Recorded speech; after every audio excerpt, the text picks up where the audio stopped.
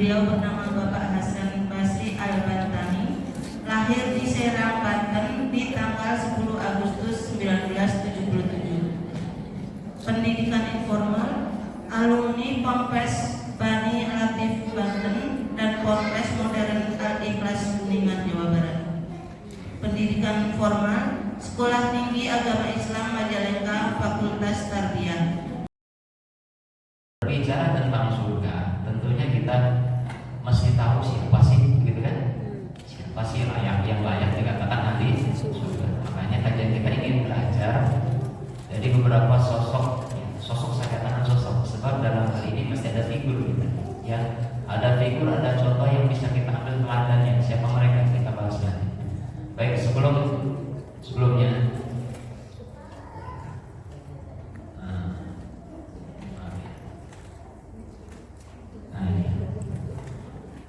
Nah, pertanyaan sederhana, siapakah yang layak masuk surga? Kan saya bilang tadi, semua orang pasti pengen masuk surga. Semua orang, ya, yang baik, yang jahat, yang benar, yang nggak benar, yang hak, yang batil, semua pengen masuk surga. Nah, pertanyaannya siapa? Siapa sih yang layak masuk surga? Allah sendiri, ya, melalui Nabi Muhammad menjelaskan. Ini hadis qudsi, ya, bukan firman Allah, bukan yang tertulis dalam Quran, tapi hadis qudsi. Apa kata Allah dalam hadis qudsi ini? Kata Allah begini, "A'dadtu li ibadiyas shalihin ma la 'ainun ra'at wa la udhunun sami'at wa la khatara 'ala qalbin bashar." Allah yang bilang, bukan ulama, bukan nabi, Allah yang bilang. Kata Allah begini, "A'dadtu, aku telah persiapkan." Apa itu? Li ibadiyas shalihin, untuk hamba-hambaku yang saleh. Apa itu? Surga, tanda kurung sebetulnya. Surga, mala ain rohan, sesuatu yang tidak pernah dilihat oleh mata. Wala udhunun sami'at, sesuatu yang tidak pernah terdengar oleh telinga. Wala khatara 'ala qalbi bashar, dan sesuatu yang tidak pernah terbetik, terbayang sedikit pun di dalam hati. Jadi surga itu sesuatu yang tidak bisa divisualisasikan, betul nggak Bu? Nggak ada pakar ahli gambar sekarang yang berani menggambarkan surga kayak gimana. Saking dahsyatnya itu surga, nggak bisa. Makanya istilahnya malam yang rohat, yang nggak pernah dipandang oleh kita.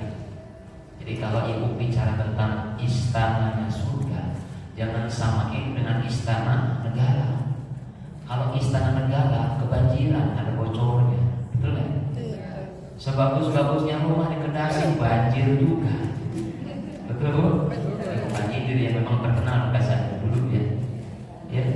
Jadi sebagus rumah kita ada bocornya, cat ada burungnya. Itulah sebagus-bagusnya istana di dunia. Beda seandainya kalau kita bayangkan surga di istana di surga. Nggak bisa kebayang kayak gimana. Apalagi nanti katakan bahan bakunya itu batu batanya terbuat dari emas. Waduh, bahaya. Kita di dunia beli emas susah ya Bu. Pernah punya emas 1 kilo? Kadang pakai kalung 1 kilo di sini? Belum. Beli pelok apa? Ya, 1 gram aja susah payah kita dapetin. Nah, pertanyaan, buat siapa tuh surga? Allah bilang sendiri, li ibadiyas sholihin, buat hamba-hambaku yang soleh. Jadi surga Allah sendiri buat siapa? Enggak semua, buat hambaku yang soleh. Kalau buat laki-laki, kalau perempuan solihah. Masya Allah. Nah, ibu-ibu di mudah-mudahan termasuk kategori orang solihah. Amin. Nah, siapa pribadi soleh-solihah? Harus tahu ciri-cirinya. Karena bisa saja orang mengklaim, Ustaz, saya enggak orang soleh belum tentu. Ini ciri-cirinya nih. Allah sendiri yang ngasih tahu ciri-cirinya. Ya, awas ciri-ciri soleh-soleh itu Bu, nggak cukup dari casing. Lihat ada orang berpeci, bersorban, lantas kita bilang, wah orang soleh, betul kan? Belum tentu. Lihat ibu-ibu, maaf ya Bu ya, saya tidak bercanda. Kelihatannya busana muslimnya bagus, belum tentu juga. Jadi dari mana patokan soleh atau solehnya seseorang? Allah sendiri yang bilang. Apa tuh? Adalah mereka yang hidupnya selalu dalam ketaatan, hidupnya Taat kepada siapa? Taat kepada aturan Allah dan Rasulnya. Itu yang soleh itu begitu. Jadi maaf ya Bu ya, ibu jangan tertipu dengan casing, apalagi sekarang menjelang pemilihan anggota dewan. Betul nggak Bu? Waduh, di mana-mana setiap pojok tuh ada baliho gede banget. Orang yang nggak pernah nongol seumur umur pada nongol sekarang.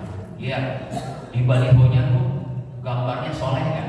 Soleh. Peci, sorban tuh kayak orang Nawadu aja tuh. Betul nggak? Betul. Itu wajah-wajah soleh. Hati-hati, ya hati-hati. Itu belum tentu. Karena patokan soleh-soleha bukan dari casing, tapi dalam ketaatan. Prakteknya dari taat apa enggak? Begitu kan? Iya. Ini saya pernah ya waktu pulang ke kampung, istri di Bumi. Waktu itu habis ada pemilihan anggota legislatif, cerita mertua gitu kan. Jadi kalau puntennya ini ya, tahun ini nenek-nenek itu ngobrol gitu, saling ngobrol satu sama lain nanya, hari siku teh milih saha kamari gitu, nyoblos saha, cek sini nih, ini mah nyoblos pakai peci weh, gitu. Lihat, betul nggak Bu? Patokan soleh katanya Peci. awas nih kalau sih jangan begitu ya. Karena sekarang penjahat juga pakai peci. Iya. Betul kan? Betul. Pakai sorban, pakai orang soleh, padahal di belakang bajingan, betul kan? Bajingan. Jadi patokan soleh dari mana? Ini patokannya. Hidupnya taat, aturan Allah diikuti, taati, itu patokan soleh. Nah ini ya dalilnya. Ini berlaku buat siapa? Bagi laki-laki maupun perempuan. Gitu. Baik, kita lanjut. Nah, sekarang hebatnya wanita solehah. Nabi memberikan pujian secara khusus buat para wanita yang taat, wanita yang solehah. Apa pujian Nabi kepada wanita solehah? Diibaratkan sebaik-baik perhiasan. Kata Rasulullah, ad-dunya mata wa khairu mata'id dunya al-mar'atus solehah. Dunia ini adalah perhiasan. Jadi semua apa yang ada di dunia semuanya perhiasan. Perhiasan itu apa Bu? Apa sifat perhiasan? Sesuatu yang menyenangkan, sesuatu yang bikin kita bahagia, sesuatu yang bikin kita bangga, dan sesuatu setiap orang pengen memiliki. Itulah perhiasan. Ibu kalau dikasih perhiasan emas, intan, berlian, mau enggak? Oh, ya benar kan nih? Betul apa tidak? Kalau ditawarin mau apa tidak? Itu sifat perhiasan, siapa yang nolak? Ya, setiap orang, apalagi perempuan paling senang perhiasan. Dia khususkan dulu. Tapi tolong kalau ngaji, wayang nanya Bu, jangan dipakai semua. Ini ngaji 5 jari, 10 jari, cincin semua. Kalau dipakai, gelang dipakai, gelang kaki dipakai juga. Itu toko emas berjalan. Jangan deh, mentang-mentang biar ketahuan pakai gelang dikit-dikit, gatal jilbabnya, garu-garu. Ustaz mau tanya, Ustaz begini tangannya. Ustaz mau tanya. Oh, udahlah, ngapain sih begitu amat ya? Udahlah, nggak usah. Berbicara tentang wanita yang diridupkan surga, yuk kita belajar dan sejarah yang Nabi sendiri memberikan informasi mereka yang dijamin surga. Nah, ini diantaranya hadis Nabi riwayat Imam Muslim, kata Rasulullah, An Anas bin Malik radhiyallahu anhu, anna Nabi sallallahu alaihi wasallam qala khairun nisa'il alamin wa sayyidatu ahli jannah. Sebaik-baik wanita yang ada di muka bumi, kata Nabi, wa sayyidatu ahli jannah, dan mereka kelak akan menjadi penghulu atau pembuka ahli surga. Nabi sebutin siapa mereka. Yang pertama kata Rasul, Maryam bin Imran. Yang kedua, Khadijah binti Khuwailid. Yang ketiga, Fatimah binti Muhammad. Dan yang keempat, Asia istri Fir'aun. Sebetulnya lebih daripada ini, nanti kita baca ya. Kita sampaikan bukan hanya 4, ada beberapa juga kita tambah. Tapi yang paling penting kita adalah pelajari karakter mereka. Kenapa sih bisa masuk surga? Kita mesti amati ya. Artinya kalau kita lihat orang sukses, ya Jangan lihat aset perusahaannya, mesti kita tanya apa sih rahasia, betul kan? Supaya kita termasuk orang sukses. Ya. Ini ya, ini gambaran hadis Nabi, salah satu hadis Nabi yang menyebutkan ada 4 tokoh wanita ya hebat yang mana mereka dijamin masuk surga. Gitu. Ya, saya lewat ya, yang ini gambaran hadis Nabi. Siapa mereka Bu? Ingat ya? Ya. Yang pertama Maryam binti Imran, kemudian Fatimah, siapa Khadijah, kemudian Fatimah binti Rasul, kemudian yang keempat Asia istri Fir'aun. Ini 4 hadis riwayat Muslim dan Imam Hakim. Baik, kita ambil.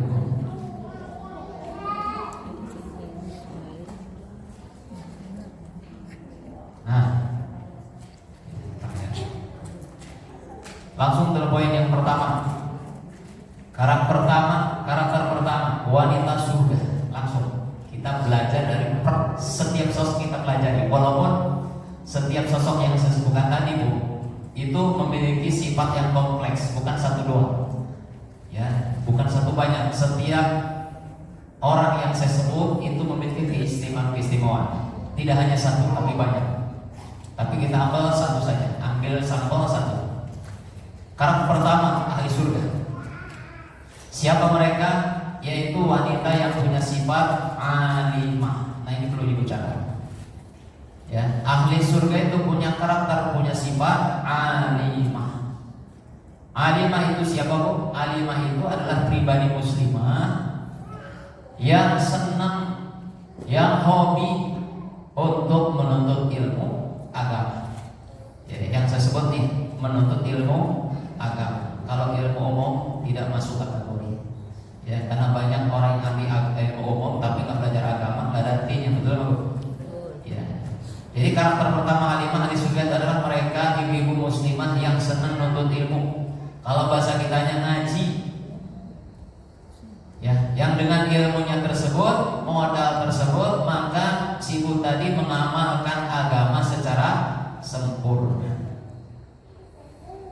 Kalau di sini saya sebutkan sosok contoh teladan buat kita, yaitu sebagaimana Sayyidatuna Aisyah. Sayyidatuna Aisyah Ibu itu tidak disebut dalam hadis tadi itu, enggak, tapi dalam hadis lain. Gitu. Makanya hadisnya itu diacak. Macam-macam kalau dikumpulin ya sama-sama juga di surga sebetulnya. Ya. Kebanyakan kalau kita nyebutin para sahabiah istri Nabi dengan kata-kata Siti ya Bu ya. Siti Aminah, ibunda Nabi, Siti Khadijah, istri Nabi, Siti Fatimah, anak Nabi, Siti Aisyah. Siti ya Bu ya. Padahal aslinya bukan Siti, Sayyidati. Orang Indonesia ini kebiasaan suka ingkat-ingkat. Yang panjang ribet udah disingkat aja deh. Samsudin jadi si Udin, Rahmatullah jadi si Mama. Betul nggak Bu? Itu kebiasaan orang kita. Komariah si Koko. Sampai Sayyidati jadi Siti. Dari mana Siti itu ya? Jadi Ibu cari dalam buku sejarah Sirah Nabawi, cari namanya Siti nggak ada. Cuma Indonesia doang pembuatan asli. Ya, jadi kalau Siti nggak ada artinya, itu asalnya Sayyidati. Sayyidah itu junjungan. Ini bentuk bagaimana kita memuliakan istri Nabi atau para sahabat. Itu yang Sayyidah. Jadi jangan Siti ya Bu ya, itu memang sejarah yang dibelokkan, aslinya nggak ada nama Siti, adanya Sayyidah. Nah contoh dalam poin alimah ini, teladan kita adalah Sayyidatuna Aisyah. Siapa beliau Bu? Beliau adalah istri Nabi. Nah satu di antara istri Nabi. Apa keutamaan beliau? Hadisnya nih. Jadi satu hari Jibril memperlihatkan kepada Nabi gambar Aisyah. Bicara gambar, ternyata di zaman Nabi udah ada gambar ya. Kalau bahasa kita itu seperti foto. Ya, ternyata teknologi foto dari zaman Nabi udah ada, cuma produknya langsung dari langit. Kenapa itu foto yang bawa mereka Jibril? Ya. Jadi bukan barang baru tuh. Ibu punya gambar di baju, punya gambar di HP, bisa naik berada. Cuman teknologinya langsung daripada langit.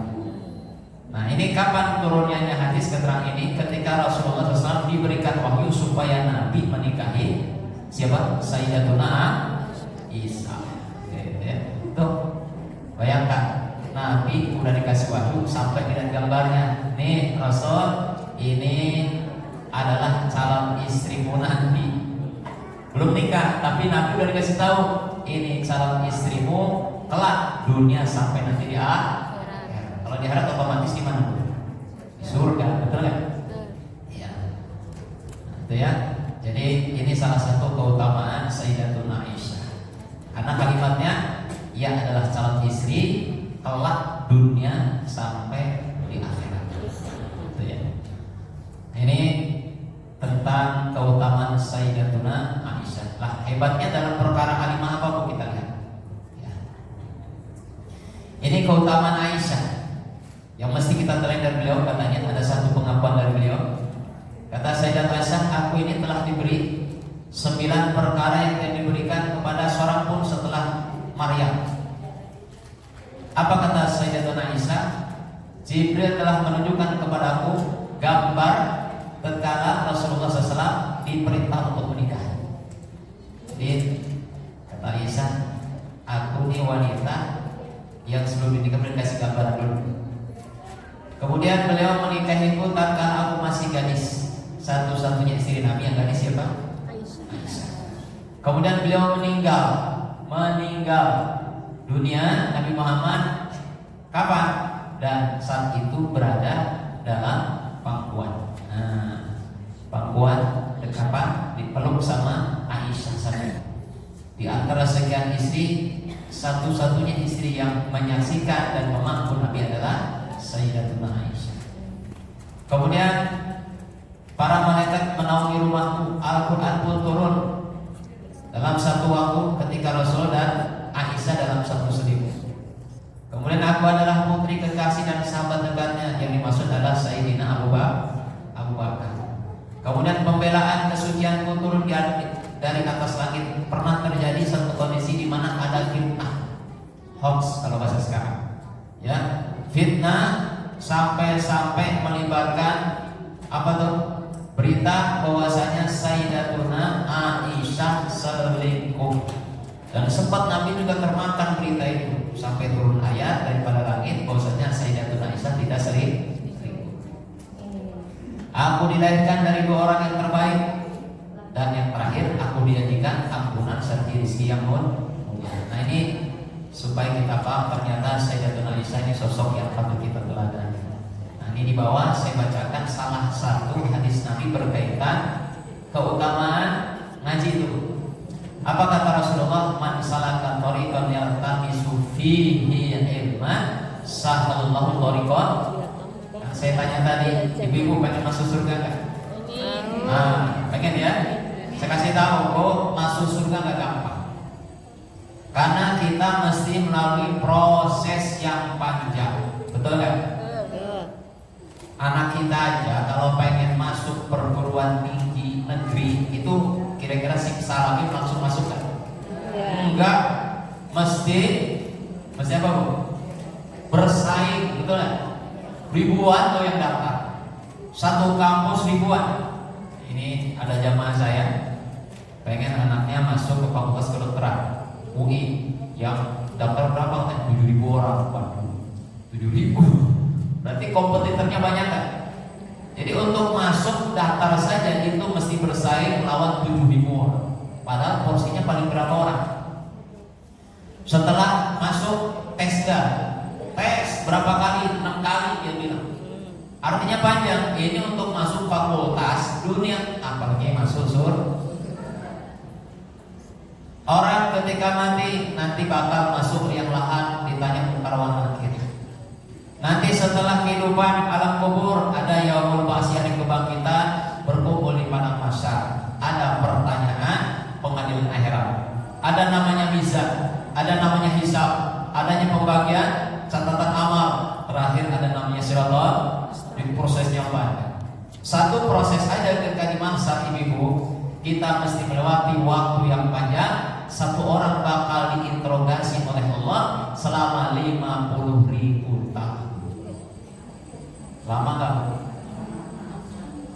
Ibu kalau lihat berita sekarang, banyak sekali pejabat ditangkap KPK, betul nggak? Ya, ada pejabat yang diduga melakukan tindak korupsi tangkap sama KPK. Oh ternyata tangkap tangan deh, ketangkap basah korupsi, langsung dibawa ke kantor KPK. Untuk apa tuh? Diinterogasi. Lihat, ketika dia datang masih bisa dadah-dadah bersama wartawan. Nih, makanya koruptor sekarang, masya Allah, muka tembok semua itu. Temuga kaira kalau bahasa Inggrisnya. Udah ketangkap KPK masih bisa dadah, udah kayak saling berintis nih. Urat malunya udah hilang. Dadah-dadah. Seolah gak punya dosa. Lihat, ketika diperiksa sama KPK 8 jam, pulang-pulang keluar dari kantor, pucat gak mukanya? Lemes, pucat, ditanya wartawan gak ada yang mau jawab. Saya mikir, ini baru diinterogasi KPK 8 jam aja, pucat. Gimana ibu bakal diinterogasi 50.000 tahun sama orang? Wah, ngeri kamu. Iya, intinya begini, gak gampang dan masuk surga. Tapi subhanallah, Nabi kasih kabar gembira. Apa kabar gembiranya? Bagi ibu-ibu yang rajin ngaji, nanti Allah mudahkan jalannya masuk surga. Amin. Sahala artinya Allah mudahin. Kalau bicara sulit ya sulit, tapi kalau Allah yang punya surga mudah kan? Sama kayak gini. Pak, saya pengen anak saya masuk kuliah fakultas kedokteran. Ribet nggak? Ribet Pak. Kalau pakai proses umum. Mesti ada jalur yang mesti lewatin. Tapi kalau ibu ada koneksi rektornya langsung masuk nggak kira-kira? Dia yang punya kampus, kira-kira begitu ya. Kita ada koneksi pejabat atau pemiliknya langsung masuk. Begitu pula kalau kita banyak dosa ya, amal kita masih kurang ya. Tapi kalau Allah bilang masuk nggak kira-kira? Masuk. Nah makanya kuncinya orang yang senang ngaji kata Nabi dimudahin jalannya masuk. Subhanallah ya. Makanya saya luar biasa nih lihat ibu ya, antusias, semangat ngaji. Ya, walaupun ibu saya tahu lah, ibu ini kan makhluk paling rempong sedunia ibu ya. Iya, paling rempong, paling ribet. Ya, paling banyak kerjaan. Tapi Aceh walaupun ini rempong, ibu masih nempetin ngaji. Alhamdulillah. Iya, ibu ini banyak kerjaan. Saya ini 2 kali. Setiap ngaji selalu dapat pemandangan unik. Tadi sempat saya videoin hiburan bahasanya Aceh gitu. Saya sering kali kalau naik mobil di depan saya ibu naik motor, sen kiri belok kanan. Saya video. Kemarin pengajian BCC itu bulan ada ibu, wah kalau ibu mau pasang sen saya belakang nggak berani menyalip sen. Pasti sen kiri belok, benar. Ya sen kiri belok kanan, udah apa? Saya nggak marah. Ini manusia rempong begitu pusing nanti banyak kerjaan, betul bu? Ada yang begitu kayak ibu di sini ada?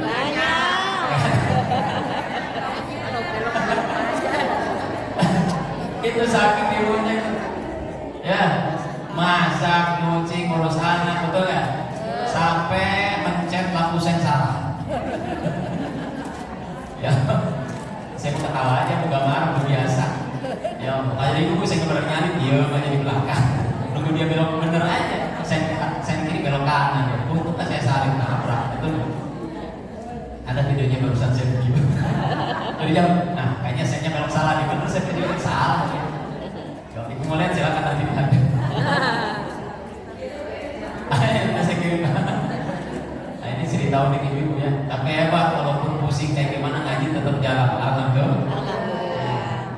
Baik, itu keutamaan Sayyidatuna Aisyah. Kita lanjut. Nah kita hebatnya Sayyidatuna Aisyah. Hebatnya Sayyidatuna Aisyah, salah satu wanita yang bilang paling cerdas. Makanya ada satu ya kata-kata nyinyir lah dari orang-orang yang talis katanya, Muhammad itu kayaknya doyan sama daun muda. Betul ya? Ngawinin kan gadis, padahal salah satu hikmah kenapa Nabi diperintahkan untuk menikahi Sayyidatuna Aisyah, karena Sayyidatuna Aisyah diberikan kecerdasan otak. Betul nggak? Apa kecerdasannya? Dia banyak meriwayatkan hadis. Di sini saya sebutin 7 orang. Di antara sekian banyak sahabat yang meriwayatkan hadis, Sayyidatuna Aisyah itu nomor 4. Dia berhasil merawat, menjaga, menghafal sebanyak 2.210 hadis. Kalau ibu menghafal udah berapa hadis? 1. Ada yang sudah hafal 10 hadis? Kalau Quran, ada yang hafizon di sini ada? Ada Pak Ustaz, hafizon 30, ibu. Udah penting Quran ya kan? Masya Allah. Dari zaman Belanda sampai sekarang 30 itu dikatakan ya. Nah itu surat favorit itu. Baik, ini hebatnya Sayyidatuna Aisyah. Beliau menghafal berapa? 2.210 hadis. Hebatnya. Ini kenapa? Karena beliau adalah sosok yang alim. Nah, ibu-ibu ngaji dalam rangka itu supaya kita ini, maaf ya, tidak ada seperti begini. Identiknya kalau ibu-ibu kan sumur, dapur, kasur, muter-muter wae kayak begitu. Ya, jangan. Kita nih jangan terkesan manusia yang lemah, bodoh, nggak ngerti apa-apa, nggak boleh. Islam mengajarkan kepada kita semuanya tanpa pandang bulu bagaimana menuntut ilmu baik laki-laki maupun perempuan. Talabul ilmi fardhun 'ala kulli muslimin wa muslimah. Menuntut ilmu itu kewajiban bagi siapa? Muslim laki-laki maupun muslim. Nah, ini alasannya yang kenapa ibu mesti menuntut ilmu. Lalu alasannya kenapa ibu mesti ngaji? Karena ibu ini Masya Allah ya, Allah berikan kelebihan. Apa kelebihannya? Ibu adalah sosok manusia yang dekat dengan anak, betul gak? Dibanding dengan bapak, ibu lebih dekat dengan anak. Sedangkan ibu setiap muslimah diharapkan mesti menjadi apa, Bu? Menjadi apa? Guru bagi anak-anaknya, betul gak? Iya. Nah sekarang ibu mau ngajar apa sama anak kalau ibu gak punya bahan? Dalam kaidah tarbiyah mengatakan al-ummu madrasatul uladin awla. Ibu merupakan madrasah pertama bagi anak-anaknya. Jadi sebelum anak ibu masuk TK, anak kita masuk SD, SMP, SMA, apalagi kuliah, siapa yang pertama kali ngajar tuh anak? Ibu. Ngajarin huruf abatasa, betul nggak? Ngajarin huruf alfabet, ngajarin berhitung, termasuk ngajarin apapun ibu dulu. Maka kalau ibunya punya bahan, ibunya ngaji, ada ilmu, akan banyak bahan pendidikan pengajaran kepada anak. Itu alasannya. Jadi intinya begini. Intinya kalau kita ingin memberikan yang terbaik, ayo jadikan dulu ibu menjadi ibu yang terbaik. Alimah ya. Lalu yang kedua, langsung. Apa karakter kedua ahli surga, wanita surga? Yang kedua abidah. Apa abidah, Bu? Wanita muslimah yang taat ibadah di dalam rumahnya. Belajar dari mana? Dari Sayyidatina Maryam binti Imran. Kita belajar dari beliau nih. Ya. Jadi ternyata wanita yang didudukan surga adalah wanita yang ketika di rumah rajin ibadah, rajin ibadah. Ada juga Ustaz, saya juga betah di rumah Ustaz, ngapain? Main HP. Ya, Bu. Sekarang kan ibu kan malas keluar rumah, kenapa, Bu? Asik main apalagi ibu yang Masya Allah berselancar dunia maya, main sosnya segala macam, Twitter ikut, Instagram ikut, apalagi Facebook ikut, apalagi TikTok dari WA dari pokoknya mah asik ya. lah. Semuanya diambil sampai ibu lupa. Ya, lupa segala-galanya, urus anak lupa, boro-boro ngaji, sibuk main Nah, seorang abidah enggak? Seorang abidah itu sosok umat yang bukan surga adalah ketika di rumah disibukkan dengan amal ibadah. Hasil ngaji begitu, Bu, pulang-pulang ke rumah ya. Ya, saya mau tanya ibu, yuk di rumah nih. Ibu kalau di rumah sholatnya tepat waktu enggak? Enggak, insya Allah ya gitu. Tepat waktu enggak? Gak ada alasannya, Bu ya. Gak ada alasan, ibu kan di rumah. Maka kalau ibu yang abidah paham tujuan kita hidup untuk ibadah. Kalau abidah itu ngerti mana hak Allah, ketika Allah memanggil berarti mesti kita tunaikan. hayya 'alas shalah, apapun kesibukan ditunda, disimpan sholat. Betul nggak? Iya, abidah itu senang sholatnya tepat waktu, tidak suka molor-molor walaupun ibu punya beribu alasan. Ibu kan banyak alasan. Alasannya apa katanya? Repot lagi nyuci, repot lagi masak, repot ngurus anak, repot lagi nyeblak, repot lagi ngerumpi. Betul nggak, Bu? Wes sekarang kalau udah ngaji nggak, kalau urusan sholat diutamakan. Allahu Akbar. Ini urusan sholat saya ngomong ulang-ulang aja nih, Bu ya. Karena ada satu riwayat dalam kitab Az-Zawajir itu diceritakan ada seorang wanita meninggal dunia, kemudian dimakamkan. Salah satu orang yang memakamkan itu adik laki-lakinya. Setelah pemakaman selesai, sang adik pulang, ternyata dia kaget.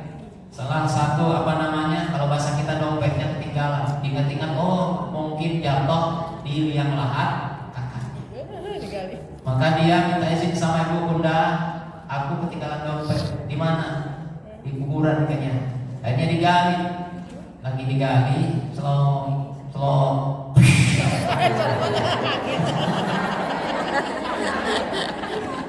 Lagi digali, tiba-tiba keluar bara api dari itu kuburan. Kaget anak muda, kabur, ketemu ibunya. Bu, tadi pas saya lagi ngegali, tiba-tiba keluar api dari kuburan.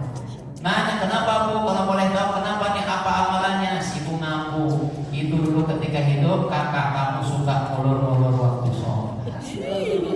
Oh gitu mah? Oh begitu mau? Ibu sekarang kan suka ngegampangin ya. Kata suaminya mah, udah sholat belum? Tar dulu, nyetrika. Tar dulu, lagi masak. Kok mau sewot sih? Seolah-olah lebih penting masak daripada sholat. Kalau udah ngaji enggak ya? Ibu pinter-pinter manage waktu. Sekiranya ini pekerjaan sampai melewati sholat, udah ntar aja. Habis sholat. Baca Quran, ibu suka baca Quran enggak? Ini sifat abidah nih. Di rumah ibu banyak waktu, banyak, betul nggak? Gak mungkin ibu nyuci berjam-jam sampai sore. Ada yang nyuci sampai sore? Ada yang masak sampai malam? Emang tak kering? Kan enggak, ya? Sisanya dibuat apa tuh? Buat baca Quran. Ibu kalau baca Quran di rumah sampai 1 juz? Sampai 1 juz? Ada 5 lembar? Ada 5 lembar. Ya. Kita nih kadang-kadang ya Bu ya, Masya Allah, kalau pegang HP berjam-jam kuat nggak? Lagi chattingan kuat nggak? Pernah ada orang lagi chattingan ngantuk ada? Tapi kalau pegang Quran, Bismillahirrahmanirrahim, Alhamdulillahirabbil alamin. Baru seayat udah ngantuk, betul nggak? Ya Allah. Sifat abidah nggak begitu ya? Sifat abidah itu senang ibadah, sholat senang, baca Quran senang, zikir. Pokoknya apapun yang sifatnya ibadah dikerjain, itu sifat abidah. Baik, lanjutin. Nah, kita belajar dari Sayyidatuna Maryam. Allah abadikan dalam Quran. Sengaja ini Allah ceritakan Quran supaya ibu ngambil pelajaran. Apa hebatnya Sayyidatuna Maryam? Beliau ini tinggal dalam satu mihrab, nggak keluar. Bahkan diceritakan dalam surat Ali Imran ini ayat 37, di mana Nabi Zakaria satu hari ingin melihat keponakannya karena Anis apa sebab Maryam ini adalah keponakan Nabi Zakaria. Ingin nengok bagaimana kondisi keponakannya. Masalah ketika dibuka itu hijab, siapa? Nabi Zakaria mendapati ada makanan, padahal itu Sayyidatuna Maryam gak kemana-mana di rumah. Kaget, Maryam, itu makanan dari mana? Maka Maryam menjawab, makanan ini min indillah. Wahai paman, ini makanan datang daripada Allah. Ya, apa kisahnya? Ini kisah mungkin logik tidak masuk akal, tapi Allah kalau sudah berkehendak, innama amruhu idza arada syai'an ayyaqula lahu kun fayakun. Kalau berkehendak ngasih rezeki dari mananya? Ya. Nah, ini fadilah yang saya ceritakan Ibu. Inilah kehebatan para istri, para ibu dengan kesibukan ibu nanti akan mendatangkan misi ke dalam rumah. Betul nggak? Ibu nih kalau lihat suami yang lagi usaha pengen kemudian usahanya, ayo jadi wasilah kemudahan rezeki. Gimana caranya? Bantu dengan amalan gitu. Suami izin sama istri, mah aku berangkat ya sultanan, lepas suami berangkat suami, ibu ambil wudhu, pakai mukena, gelar sajadah, sholat duha. Betul nggak? Angkat tangan, doa ya Allah. Loh, amalan begitu loh. Yang jadi asal rezeki suami jadi lancar. Jangan dibalik, bu ini suami banyak masalah, tender gak menang, proyek gak dapat, ya gajinya belum turun, pulang-pulang disemprot. Betul nggak? Ayah, dompet mama udah menguap nih, gas udah habis, beras udah habis, listrik toket udah teriak dari malam. Ada duit nggak? Gak ada mah, belum gajian, sakit leguk sih. Dasar suami bego, dimarah-marahin. Masya Allah, bu, istri solehah begitu. Justru kalau mendapati masalah, oh mungkin karena mama belum sholat duha kali, betul nggak? Subhan, suka begitu nggak? Mereka jawab. Pada dia begitu, oh begitu nggak? Suka lah Ya begitu. Allah, harusnya ibu jadi support, betul nggak? Pendukung suami, walaupun ibu tidak bergerak keluar rumah, ibu kencengin amal di rumah seperti Sayyidatul Maryam mendatangkan istri daripada laki. Ada satu cerita kebetulan, saya punya jamaah suami istri kerja. Nah, ini saya tidak mengasihkan ibu-ibu yang kerja, tapi ini ceritanya berkaitan tentang ini aja. Satu hari istrinya tuh ngaji, ya. Kemudian satu hari datang ke istri saya, ini katanya, istrinya tadi tuh kerjanya di Epson. Gajinya gede, Epson tahu sendiri kan? Nah, termasuk jajaran lah. Dia memutuskan pengen riset. Datang Bu, ini aku pengen riset, kata istri saya. Ibu pikirin dulu, ya. Kata ibu kan sekolah tinggi-tinggi, gaji gede. Aku sudah bulat tekadku ingin riset dan ingin fokus di rumah melayani suami, merawat anak, ingin ibadah. Secara logika ibu itu suami istri kerja gajinya dua-duanya gede. Waktu itu suaminya jabatannya sebagai asisten manajer, ya, di perusahaan Jerman lagi. Secara logika istrinya riset, gajinya berkurang kan? Berkurang ya hasilnya ya. Itu teori kita.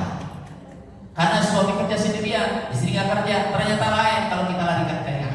Karena sisi tadi yang benar, dia pengen fokus ngurus suami, merawat anak dan ibadah di rumah. Subhanallah, nggak lama bu, nggak selang 1 bulan, suaminya langsung dapat kerjaan baru. Dapat kerjaan baru di perusahaan yang lain dengan gaji posisi 2 kali lipat, langsung diangkat sebagai GM. Subhanallah, bener gak tuh ayah? Ternyata sibuknya istri di rumah bisa menjadi wasilah istri buat suami. Ya, jadi kalau suami ibu lagi seret rezekinya jangan dimarahin ya bu ya, jangan diomel-omelin, jangan digoblok-goblokin. Ya, justru ibu muhasabah. Oh mungkin mama ini kurang support amalannya, betul nggak? Jadi kalau udah ngaji pulang-pulang, nanti lihat suami. Kalau suami punya kesulitan, ibu kencengin amalannya karena tuh ada ayatnya. Semakin kuat amalan istri di rumah, maka akan mendatangkan kemudahan rezeki. Sekarang lanjutin yang ketiga. Apa karakter wanita surga? Yang ketiga zahidah. Apa itu zahidah? Zahidah itu muslimah yang pola hidupnya sederhana, tidak bermewah-mewahan, tidak bermegah-megahan meskipun orang kaya, hidupnya sederhana dan tujuan hidupnya adalah akhirat. Jadi sebetulnya makna dasar zahadah atau zahid itu dua. Ya, yang pertama pola hidup sederhana, yang kedua orientasi tujuan hidupnya adalah akhirat. Belajar dari siapa? Belajar dari putri Nabi Sayyidatuna Fatimah. Ini belajar dari beliau. Ya. Ya, sebetulnya mah ini asik kapan-kapan kita ulas satu-satu ya. Belajar keteladanan Khadijah, belajar keteladanan Aisyah. Ini harus materi khusus sebetulnya ya. Ini saya ambil sampel salah satunya. Apa kehebatan daripada Sayyidatuna Fatimah? Beliau adalah sosok wanita yang zuhud, sosok wanita yang sederhana. Coba bayangkan, ini kalau kita bicara tentang Sayyidatuna Fatimah, nah, ini saya teringat dengan kisah cintanya bersama Sayyidina Ali. Jadi aku pernah baca nggak sejarahnya biografinya? Nah, jadi gini, dulu sebelum menikah, sebetulnya Sayyidina Ali itu udah demen pada tatapan pandangan pertama kira-kira begitu. Kapan? Ya, pokoknya langsung timbul beginilah kira-kira ya rasa cinta. Cuman Sayyidina Ali nggak berani ngungkapin. Kenapa? Karena Sayyidina rumah masa orang ada jelma miskin, orang miskin nggak punya apa-apa. Itu Sayyidina Ali. Tapi cinta udah nempel, gitu kan? Maka dia cuma mengajar sama ya Allah, saya tuh demen banget. Cuman saya nggak punya duit, malu ngomong sama nggak berani ngungkapin. Cuman ngadu sama Allah doang kalau dia demen sama Fatimah. Ngadunya sama Allah doang.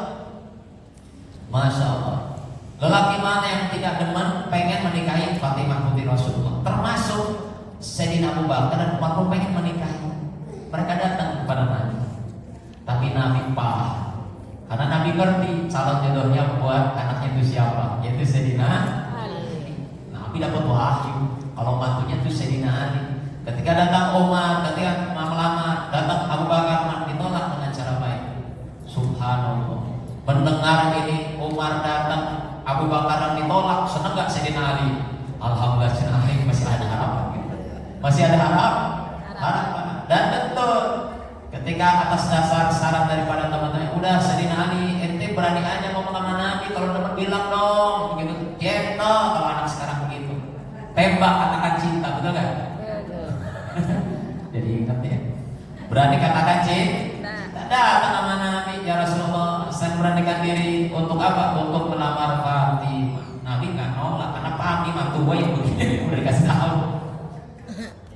Kata Rasulullah, kamu punya apa Ali? Kata Ali, aku punya seekor kuda, aku punya panah. Jadi nggak punya apa-apa, cuman alat-alat perang doang. Nabi senyum, udah gini aja Ali, kalau panah masih dipakai, kuda masih dipakai, udah saya minta sebagai maharnya baju besi kamu aja. Oh, maharnya cuma baju besi. Ibu kalau sekarang dikawinin pakai baju besi mau nggak? Jenau baju besi. Tapi Fatimah ternyata subhanallah, ketika kawin ya Fatimah, kamu mau nggak dinikahkan dengan Sayyidina Ali? Ngangguk mau. Ternyata Fatimah diam-diam cinta juga sama Ali. Masya Allah, ini romantis banget kalau saya ceritain ya. Udah saya cut deh, jangan panjang-panjang ceritanya. Nah, Fatimah ini Bu adalah sosok wanita yang Masya Allah, sebetulnya bisa saja dia meminta banyak kepada ayahnya Rasulullah, tapi Fatimah rela hidup susah. Suaminya susah, dia hidup susah. Tuh Fatimah nggak manja, nggak pernah nyulitkan orang lain. Lihat apa keutamaan Sayyidatuna Fatimah, kita lihat. Sayyidatuna Fatimah salah satu keutamaan. Ini riwayat dari Ummu Salamah. Ummu Salamah salah satu istri Nabi. Jadi satu hari Nabi SAW ketika menjelang wafat, ketika Nabi lagi sakit berat. Ini sebelum wafat. Sayyidatuna Fatimah adalah anak kesayangan Nabi yang menemani Nabi di akhir hayat. Dan ini salah satu anak kesayangan Nabi, Fatimah. Nah, ketika beliau mau meninggal dunia, itu Fatimah menemani. Tiba-tiba Rasul membisiki Fatimah, ya Fatimah sini, ayah mau kasih tahu sesuatu. Dibisiki, nangis. Terus Nabi sini, hadir tadi sekali lagi, tersenyum. Nah, di situ ada beberapa istri Nabi menyaksikan.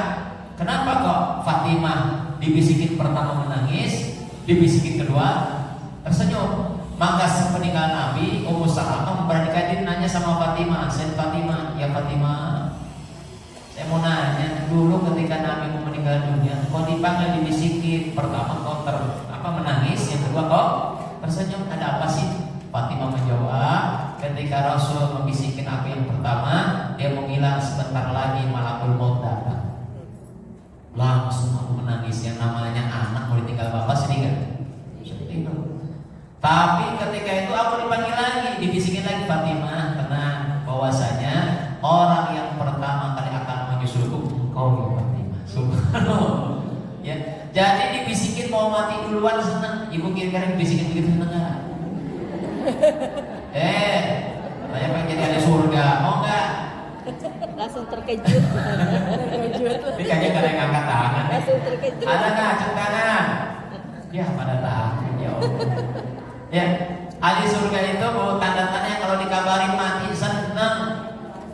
Saya ulangi, tanda-tanda ahli surga itu kalau dikabarin mau mati kalau ada kabar sama ibu besok malam mau datang sama ibu seneng apa sedih?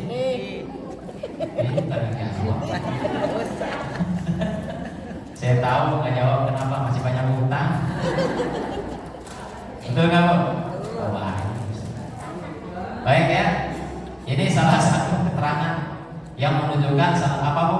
Keutamaan Sayyidatuna Fatimah. Masya Allah. Kemudian yang keempat, apa karakter yang keempat wanita surga memiliki sifat khadimah. Apa itu khadimah? Pribadi muslimah yang selalu siap sedia berkhidmat. Apa berkhidmat? Kalau khidmat itu artinya melayani, ya. Jadi khadimah itu siap berkhidmat, melayani, mendukung dan menyenangkan suami maupun orang lain. Jadi khadimah itu apa Bu ya Bu? Orangnya nggak mau senang sendiri. Orangnya punya sifat bagaimana dengan orang lain, terkhusus lagi bagi muslimah tentunya intinya dengan suami. Kewajiban istri apa Bu? Di rumah tangga melayani suami. Melayani itu artinya khidmat. Melayani suami dalam hal apa? Dalam segala hal, urusan lahiriah maupun batinnya. Ciri wanita ahli surga ketika dia tampil di depan suaminya sebagai istri yang khadimah. Siap nyenengin suami lahir batinnya. Bagaimana gambarannya Bu? Lahiriahnya Bu, dengerin. Kalau ibu pengen termasuk ahli surga, senengin suami lahiriahnya. Bagaimana caranya? Tampil semenarik mungkin di depan suami. Ya, ini kan suka ada ibu-ibu, mohon maaf ya, bukan ibu-ibu Darussalam. Kalau sini wajah solehah semua nih. Jadi ya di sini, atau kalau di rumah saya nggak tahu urusannya. Ada ibu-ibu yang dandan cantik banget. Biasanya mau kemana? Kondangan, tahu aja. Betul? Bahkan kalau perlu pergi ke salon, betul? Rela keluarin duit ratusan ribu, tampil cantik, mau kondangan. Tapi kalau di rumah, ada ibu pergi ke salon untuk rumah gitu ada? Ada nggak? Serius ini. Hati-hati Bu. Wanita di surga itu adalah wanita yang ingin tampil semenarik mungkin, bukan di depan orang, bukan depan undangan, depan suami. Insya Allah ya Bu ya, kalau habis ngaji dibalik ya Bu. Artinya mindset ibu dibalik. Kita dandan bukan jadiin orang lain, kita dandan jadiin suami. Begitu harusnya. Ustaz, apakah boleh dandan buat ibu? Silakan. Tapi jangan ada niatan cari pujian orang lain, gak boleh. Yang mesti diperhatikan adalah bagaimana nyenengin suami sendiri. Masya Allah Bu, dengerin Bu ya. Suami punya tanggung jawab di luar, betul nggak? Apa tanggung jawab suami Bu? Sarina berangkat pagi, pulang sore, kadang malam hari, letih, capek, lesu, banyak kerjaan, betul? Suami pulang mau ngapain? Mau istirahat. Maka salah satu cara ibu nyenengin suami yang capek, tampil yang menyenangkan suami. Pulang-pulang ketok pintu, assalamualaikum. Pas dibuka suami kaget ada bidadari. Kira-kira yang bidadari begitu hilang nggak capeknya Bu? Hilang. Sambil senyum gitu ya, lipstiknya tebal banget. Ya kan, shadow dipakai, alis udah kayak banteng lagi dulu. Kayak banteng. Warna biru hijau dipakai semua udah kayak ondel-ondel. Kira-kira suami senang apa enggak? Enggak. Ya Allah, senang apa mau lihat istri dandannya? Senang banget. Ya Allah, itu capek hilang, pusing lihat istri senyum, dandan apa kita pakai daster kepala. Ini ada Bu Yona. Istri soleha itu adalah istri katanya kalau keluar rumah Kalau keluar rumah ke arah Paraban, kalau di rumah ke barat-baratan. Ya Bu, paham nggak kira-kira? Jadi kalau keluar rumah ke arah Paraban, oh dari atas sampai bawah tutup, hitam semua. Kalau perlu pakai helm. Iya, dicadar gitu ya. Ya Bu. Kalau keluar rumah, kalau perlu tutup semuanya keluar rumah. Tapi kalau di dalam rumah udah ke arah barat udah pakai rok mini aja di dalam. Gak apa-apa, kan yang lihat suami, boleh nggak Bu? Boleh. Boleh. Karena ada keterangan sebaik-baik wanita soleh itu adalah wanita yang bisa apa Bu? Bisa membangkitkan syahwat suaminya. Itu suami istri soleh. Keren. Ini jangan dibalik. Ya Allah, keluar rumah ke barat-baratan, di rumah pakai baju jas, jas hujan dipakai. Ya, ya Bu, udahlah. Jadi khodimah itu artinya apa?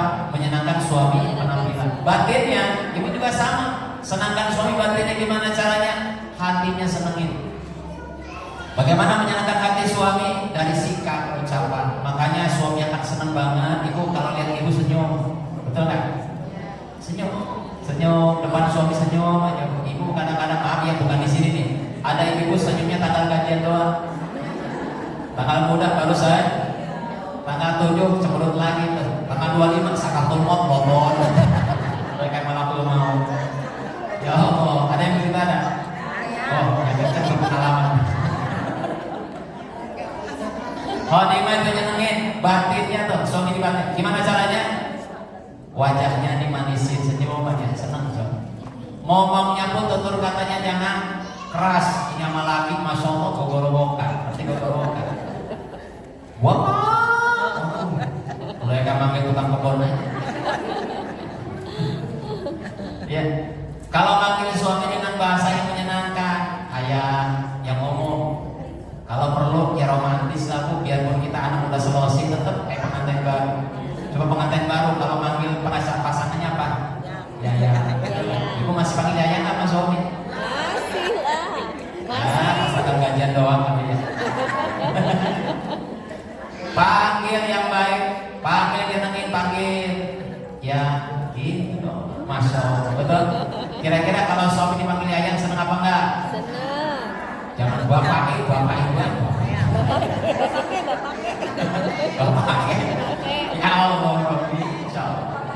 Pahit banget sih. Bapak banget. Senengin ya Bu ya.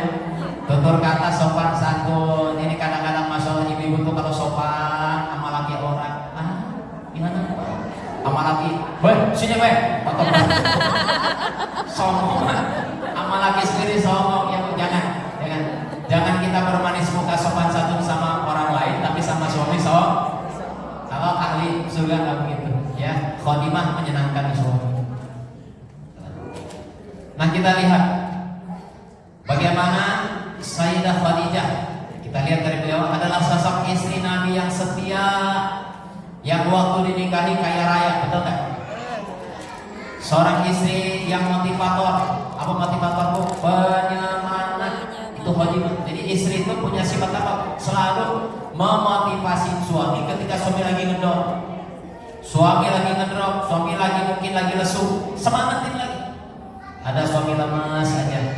Ayah kenapa ya? Ini nih kayaknya proyek yang gagal. Oh nggak apa-apa ya, belum bersihin ayah. Nanti mama doain deh. Nanti malam bakal baca Yasin 41 kali buat ayah. Nanti mama doain. Begitu. Ada yang begitu Bu? Ntar mama sholat tahajud 100 rakaat ada. Ntar mama duha 12 rakaat ada. Begitu. Suami kira-kira semangat kan? Jangan suami gagal malah digoblok-goblokin bego, si bego. Motivator itu penyemangat, betul nggak? Itu Khadijah itu.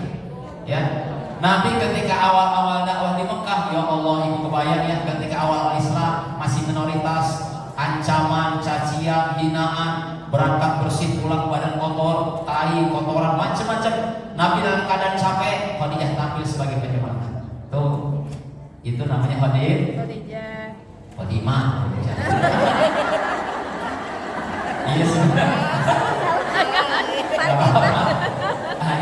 Jadi istri yang Khadijah itu selalu nyemangatin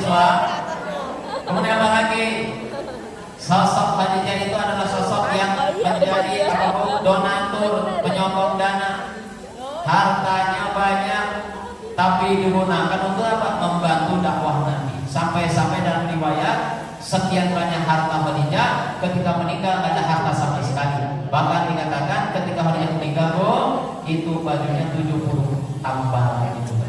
Habis untuk apa? Membantu perjuangan Nabi. Ibu bisa nggak jadi Khadijah kayak begitu? Dalam kebaikan bantu suami, dukung suami. Ya bu, suami pulang dari masjid, apa orang, mah ini tadi malam ada rapat DKM, apaan laporannya? Ya ada renovasi masjid, mah itu dana kurang lebih 1 M. Terus ayah menyumbang berapa ya? 1 juta. Kata si ayah mau nyumbang mah berapa? 100.000. Ih si bapak mah kira 100.000. Malu dong pak, kita rumah gede, mobil kebeli, motor punya 3, betul gak? Kontrakan banyak, kira aku nyumbang 100.000. Malu dong pak, apa ya belum gajian? Kata istrinya, nih mah mama punya gelang, punya kalung buat masjid. Ada yang begitu di sini? Ada. Ayo, saya pengen tahu bapaknya yang begitu ada? Ada. Saya pengen tahu, coba tangan berdiri kalau belum ada. Ayah kalau kurang nih HP kesayangan mama jual, ada? Ada. Dalam mimpi kali ya. Itu namanya sosok Khadijah begitu. Adi sudah tuh begitu bu. Dia punya apa? Kasih. Dia punya apa? Kasih. Yang penting untuk ibadah. Kalau suami berbuat baik, dukung. Itu Khadijah begitu tuh. Gak hitung-hitungan sampai habis sekalipun dikeluarin. Yang penting untuk kebaikan. Itu sifat Khadijah. Nah kita belajar dari sana ya. Sampai-sampai saking hebatnya pengorbanan Khadijah. Ini ada hadis dikatakan. Ya Nabi satu kali datang, didatangi oleh malaikat Jibril. Ngapain malaikat Jibril? Cuma nitip salam doang. Ya Rasul, nanti kalau istrimu datang, kasih tahu ada salam daripada Allah. Luar biasa. Kita aja bu, kalau dapat salam nih, dapat salam, katakan Nabi ini. Ini ada jamaah ibu-ibu Darussalam. Satu hari datang tamu. Assalamualaikum, waalaikumsalam. Ibu ada salam dari Mama Dede. Kira-kira senang nggak? Kira-kira senang? Senang banget. Ya kan? Itu baru dapat salam orang begitu aja bangganya luar biasa. Apalagi salam dari Allah. Satu-satunya wanita yang dapat salam dari Allah. Kenapa? Karena Allah apa bahasanya kagum dengan pengorbanan Khadijah. Ya lanjut. Tadi apa tadi Fatimah ya? Nah, sekarang kita belajar indikator ciri-ciri Fatimah itu apa bu? Ini perlu saya tulis secara khusus ya, pembelajaran bagi kita semuanya. Tanda-tanda istri yang Fatimah itu, yang pertama selalu support, seiring sejalan, siap bekerja sama dengan suami selama itu dalam kebaikan. Maka ibu di rumah tampillah sebagaimana Khadijah. Apapun yang dilakukan suami selama suami ini benar-benar kebaikan, perkara hak, perkara sesuai perintah Allah, dukung, jangan dihalangi. Ya bu, siap nggak kira-kira? Siap nggak? Ini jawab yang kompak, siap nggak? Iya.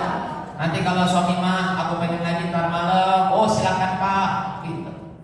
Ma, besok pagi subuh mau pengajian juga, oh silakan pak. Jangan begini, ngaji baik, lama-lama jadi jablay juga mama.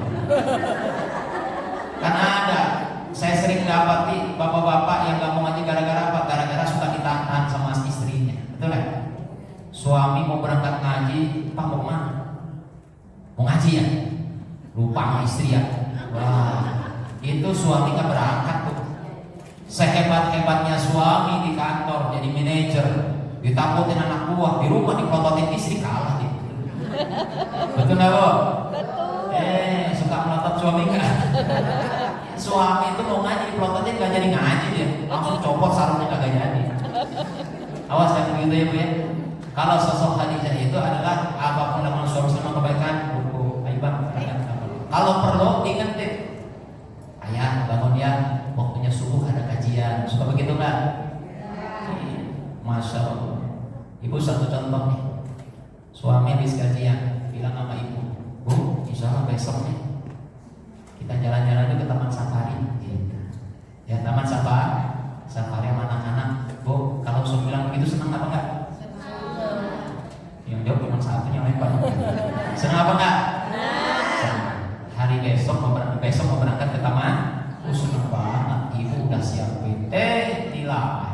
Pagi-pagi minggu habis subuh suami bilang, "Mah, kayaknya nggak jadi deh.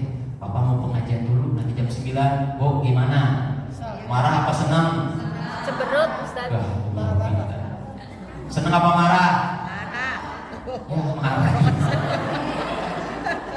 Aku marah. Katanya pengen masuk surga. Kalau Khadijah itu dikorbanin. Walaupun ibu senang kayak gimana, wah suami saya ini mau ngaji, betul nggak? Mestinya alhamdulillah biarin Pak, Kak jadi insya Allah berangkat minggu depan ayah berangkat ngaji. Kalau ibu gimana? Ya. Cepet ya nggak? Nah, ini contoh aja. Yang kedua, turut andil rela mengorbankan apapun demi tegaknya ajaran dan Rasul. Maknanya apa?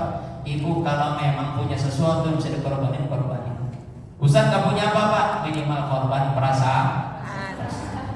Iya dong, korban perasaan. Ibu kalau tinggal suami itu korban gak perasaan. Iya. Suami pergi gitu kan untuk kebaikan, korban gak? Korban ibu. Ya, ibu merasa senang ada suami, iya. Tapi ketika suami kita pergi, perasaan sedih gak? Korbanin sedihnya gak apa-apa, yang penting suami dalam kebaikan. Itu namanya pengorbanan perasaan. Orang-orang dulu perasaan apa? Mereka berjanji dengan Allah, berangkat berperang. Apa sedih nggak sedih?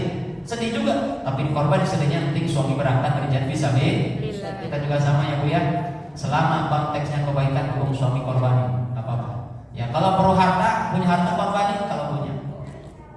Selalu ingin menyenangkan siapapun, kapan dan dimanapun berada. Sifat Khatimah itu hidupnya ini selalu nyenengin orang. Di rumah nyenengin suami, di rumah nyenengin anak-anak, bertetangga nyenengin tetangga, berteman nyenengin teman, punya guru nyenengin gurunya, punya murid nyenengin muridnya, punya orang tua nyenengin orang tuanya. Khatimah itu selalu ingin nyenengin orang. Ada tamu datang di jam. Ibu kalau datang tamu itu senang apa enggak? Nah, iya harusnya senang. Kenapa? Orang Khatimah itu kesempatan dengan kita datang tamu, dia paham. Kenapa senang? Dengan kita menjamu tamu, kemudian tamu itu senang, tamu itu kenyang, maka kebaikan si tamu pahalanya kita dapat. Ya. Jadi kalau yang tamu kita ini ahli ibadah, ahli sholat, ahli zikir, asbab itu ngasih makan, ngasih minum, maka pahala zikir mengalir ke kita juga. Subhanallah. Ya. Makanya ketika tamu datang ucapin alhamdulillah. Jangan malah kesel datang tamu sewot-sewot sama lagi. Pak siapa Pak? Tamu ditemani dia di kopi. Masya Allah. Jangan ya Bu ya. Senang. Nah kemudian kehadirannya selalu dinanti, keberadaannya selalu menyenangkan, dan ketiadaannya selalu diri. Itu sifat Khatimah. Ya. Jadi orangnya gimana Bu? Ketika dia datang ditunggu-tunggu Pak. Gimana kok nggak datang ya? Suka ditunggu-tunggu deh. Ketika ada orang pada bahagia, ketika nggak ada orang pada nanyain. Itu berarti punya sifat Allah. Jangan sebaliknya. Ya, kehadirannya ditakutin. Oh, orang itu datang. Oh, dia datang ya. Sorry dia mau pulang nih. Ada begitu. Ibu mau lagi ngobrol nih, lagi ngobrol depan rumah. Tadi ibu mau datang, kabur semuanya. Ada yang pura-pura ngurus lah, ada yang pura-pura ngurus anak. Lagi berarti musibah. Ketika dia duduk, orang pada musibah semua. Ada yang sakit hati, ada yang singgung. Yang ketiga, orang model begini ketika nggak ada disyukuri. Tuh kan sibuk nggak ada, alhamdulillah aman kita kan. Baik, lanjut. Ya udah setengah 10. Yang kelima, murabbiyah. Tanda wanita di surga adalah punya sifat murabbiyah. Siapa mereka? Pribadi muslimah yang selalu memberi pengajaran dan pendidikan. Jadi wanita-wanita muslimah ini ketika di rumah dia bisa menjadi pengajar plus juga menjadi pendidik bagi anak-anaknya. Ya. Apa indikator orang yang mendidik? Bukan hanya ngomong, bukan hanya ngajar, tapi juga kasih contoh keteladanan. Nah, itu sifat siapa Bu? Khatimah. Ya. Murabbiyah itu wanita di rumah di mana dia bisa menjadi pendidik bagi anak-anaknya. Artinya murabbiyah itu pendidik. Kita belajar dari siapa nih? Ya, Ibu boleh lihat dulu. Jadi pribadi muslimah yang memberikan pengajaran serta pendidikan serta bisa memberikan suri dan contoh yang baik buat anak-anaknya. Ya.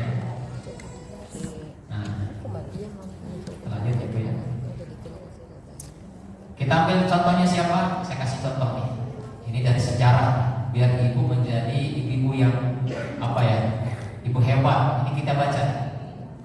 Ada istilah pepatah mengatakan, di balik kesuksesan seorang laki-laki ada kehebatan wanita.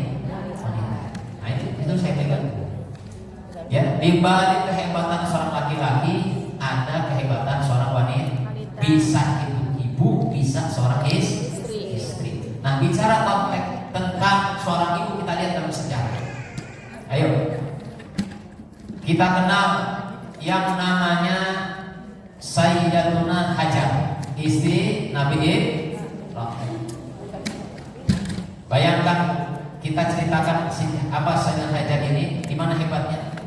Dia adalah sosok istri yang selain taat kepada suami, mendukung suami, rela ditinggal oleh Nabi Ibrahim selama 13 tahun. Bayangkan, waktu ditinggal Ismail masih dalam omongan tuh, masih digendong, usia 2 bulan, 3 bulan kata orang.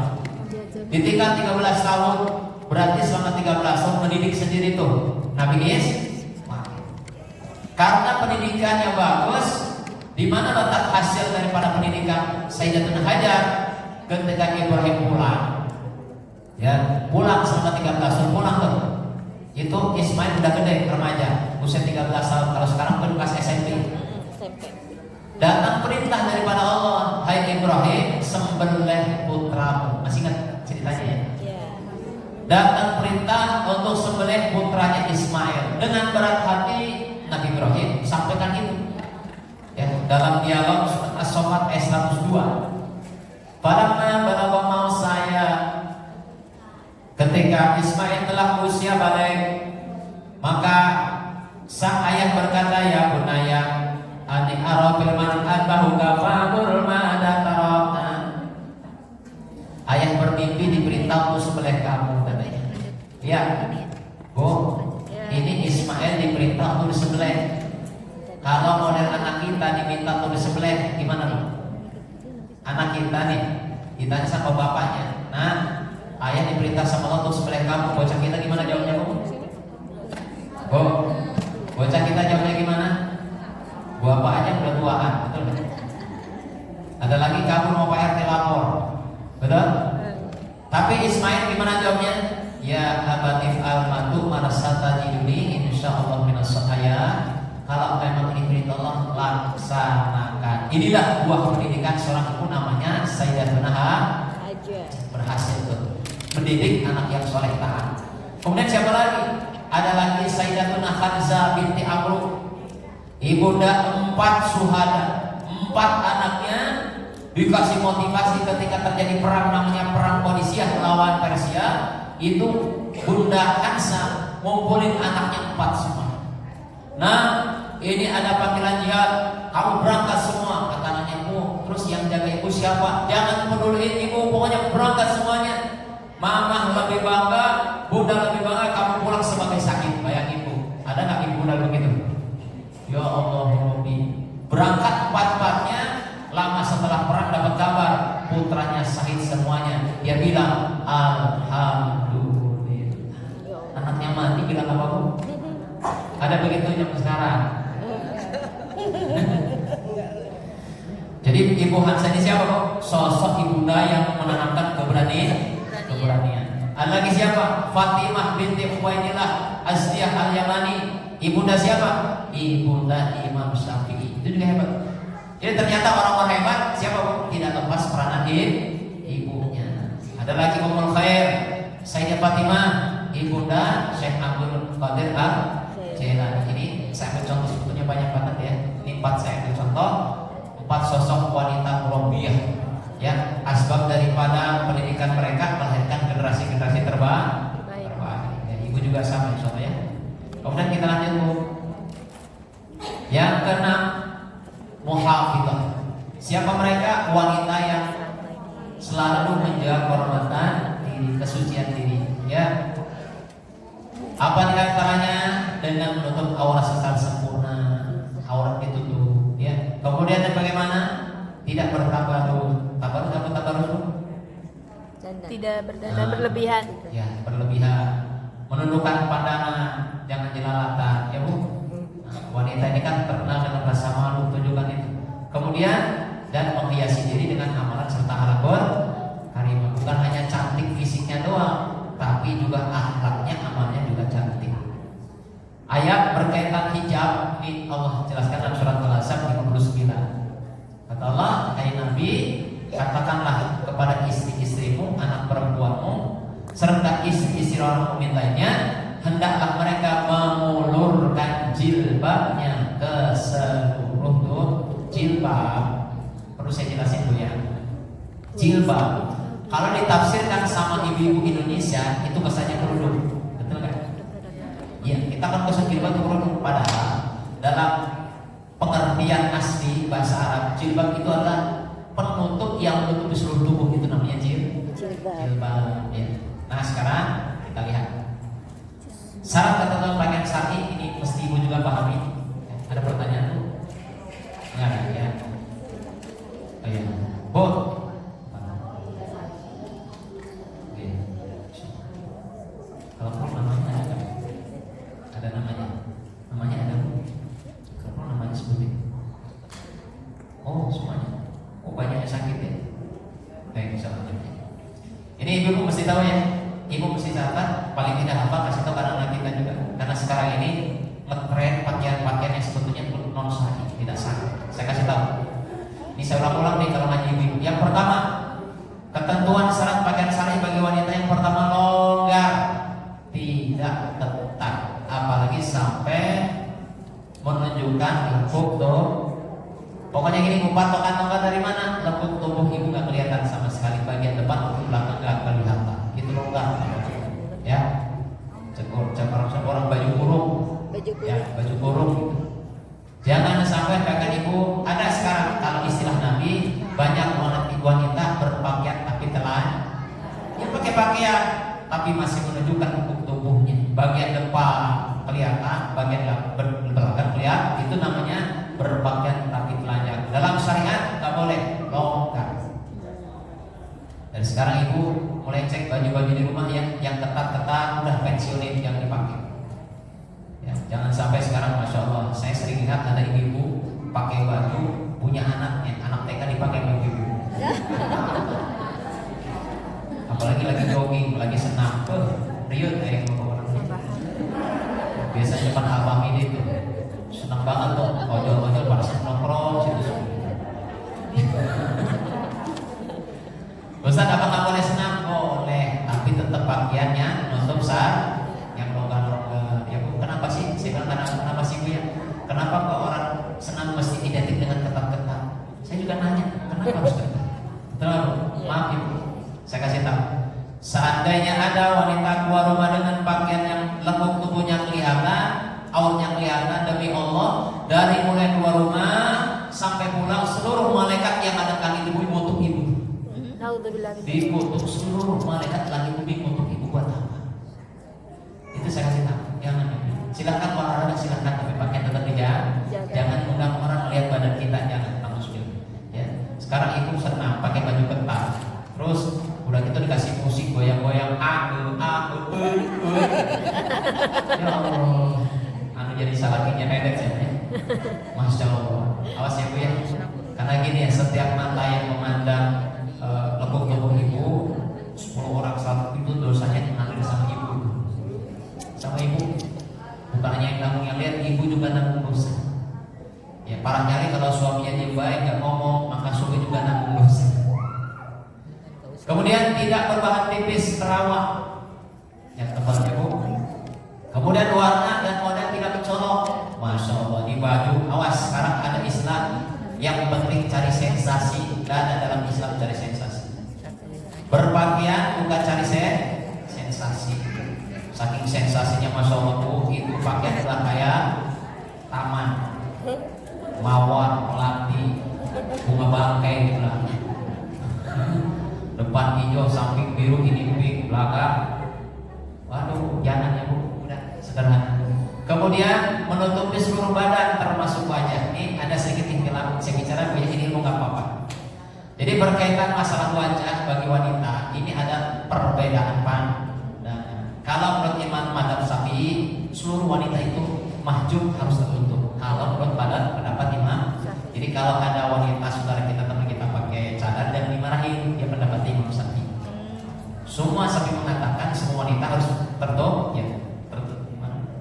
Oh ya, ya bu, itu madhab Imam Syafi'i. Nah sekarang ibu kelihatan wajahnya nggak apa-apa.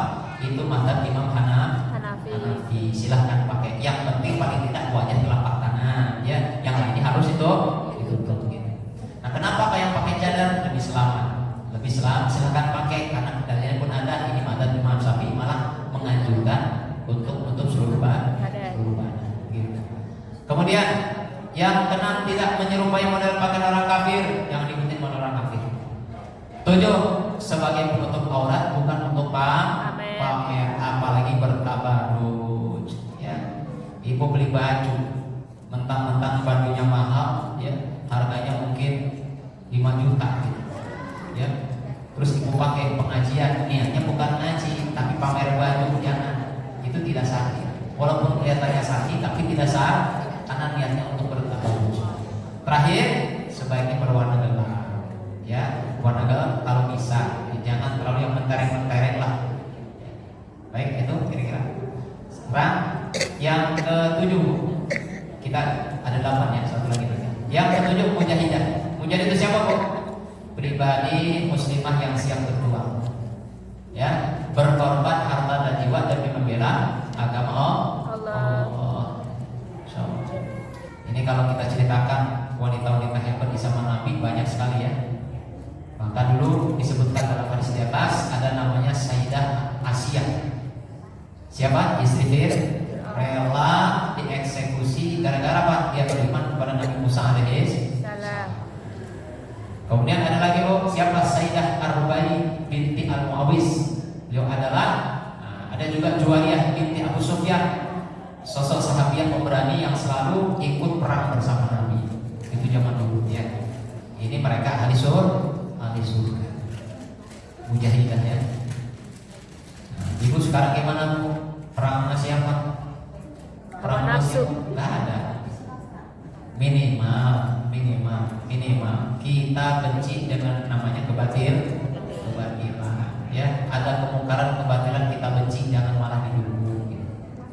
Terakhir, ini ada sedikit gambaran aja ya. Ayat berkaitan keutamaan orang yang berjuang.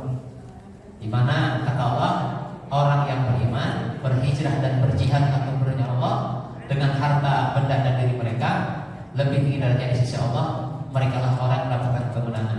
Lalu apa kabar gembiranya? Tidaklah mereka menggerakkan, ya maksudnya gini, Allah akan berikan kabar gembira kepada mereka dengan apa? Pertama rahmat, yang kedua ridho, dan yang ketiga jannah surga. Jadi orang yang berjuang, yang Allah jaminannya adalah 3, rahmat, ridho, dan surga. Ya. Ini surat apa nih? Saya nggak tulis catatnya ya, saya lupa. Ini surat At-Taubah ayat 20 dan ayat 21. Ya, kita lewat terakhir ya. Sudah selesai. Terakhir karakter ke-8, da'iyah. Karakter ahli surga, da'iyah. Apa itu da'iyah? Adalah sosok wanita muslimah yang mana dia tidak hanya sibuk ibadah sendirian, bukan hanya mensolehahkan diri sendiri saja, tapi da'iyah ini adalah orang yang punya kerisauan hati, punya kepedulian kepada orang lain, mengajak kebaikan. Jadi kalau sekarang ibu bisa ngaji, ibu jangan hanya bisa ngaji sendiri, mesti mikir gimana tetangga kita yang belum ngaji diajak ngaji. Itu namanya da'iyah. Gitu ya bu. Ibu sekarang bisa sholat, awas jangan bangga dulu. Kita lihat anak kita udah sholat apa belum. Kita lihat saudara kita udah sholat belum. Maka kalau anak kita belum sholat, maka ibu berdakwah. Itu namanya da'iyah. Nah, ayo nak sholat. Nah, itu namanya da'iyah. Da'iyah itu orang yang apa? Ada kepedulian supaya orang baik. Maka dia ngajak, dia nawarin. Zaman sekarang ibu dipermudah dengan media ya. Ada pengajian, share, itu dakwah juga. Ibu dapat ilmu, inspirasi, ada motivasi, share, itu juga dakwah. Mau langsung atau tidak lah, intinya da'iyah itu apa bu? Dia pengen ngajak kebaikan, gitu. Ya. Nah, kita lihat bagaimana peran dakwah wanita di zaman dulu. Ada orang-orang hebat sebagaimana Umar bin Khattab. Itu masuk Islam lewat siapa? Wasilahnya. Wasilahnya dakwah adiknya sendiri yang namanya Fatimah binti Khattab. adiknya yang berdakwah. Jadi adiknya yang berdakwah kepada kakaknya masuk Islam tuh malah berfoto, betul nggak Bu? Iya. Jadi wanita bukan harus lemah diem aja, enggak. Sekiranya orang yang perlu kita selamatin aja.